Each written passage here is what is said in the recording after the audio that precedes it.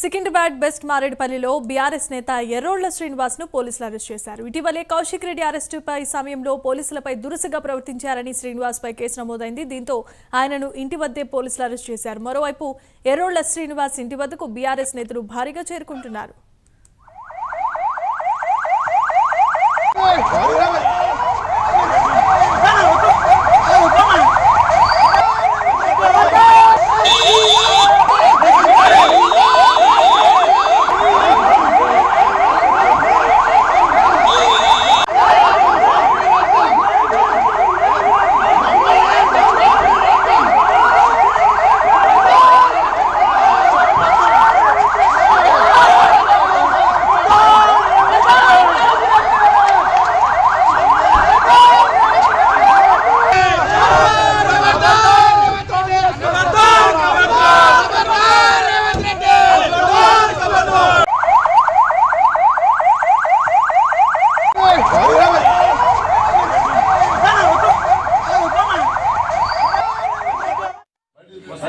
అక్రమ అరెస్ట్ల పేరిట ఇలా కేసు ఎఫ్ఐఆర్ లో పేరుందో లేదో తెలియదు.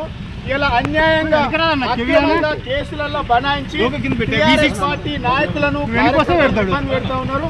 4 గంటలకు 5 గంటలకు వచ్చి డోర్లు కొట్టి ఫ్యామిలీని ఇబ్బంది పెట్టడం చాలా దుర్మార్గమైన చర్య.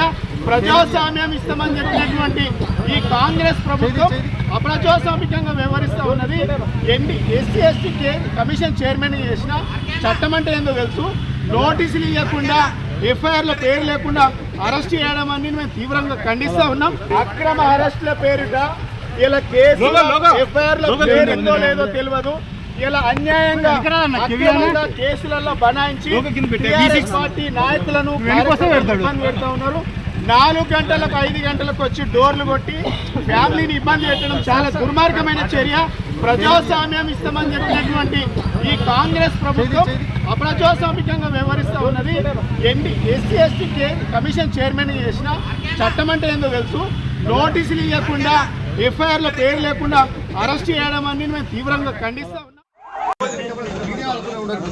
అన్యాయంగా ఈ అరెస్ట్ అయితే అన్యాయము. ప్రభుత్వము కేవలం ప్రభుత్వం మీద మేము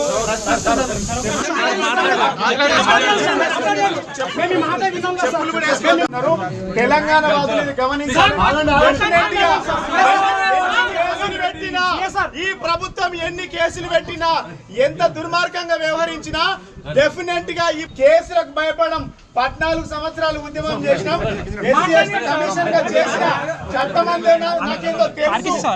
వీళ్ళు నోటీసులు ఇవ్వడానికి వచ్చినామని చెప్తున్నారు. నోటీసులో కనీసం అప్పుల 4 గంటలకు రావాల్సిన అవసరం లేదు. కాంగ్రెస్ ఇది దుర్మార్గమైనటువంటి పాలన. ఇది ప్రజాస్వామ్యం ఖండించాలి. ఇలా స్వేచ్ఛ లేదు మాట్లాడేవాడికి, ప్రశ్నించేవాడికి స్వేచ్ఛ లేదు. ఇలా అరెస్ట్ చేస్తా ఉన్నారు. అన్యాయంగా అక్రమంగా 5 గంటలకు వచ్చి డోర్లు కొడతా ఉన్నారు. ఇది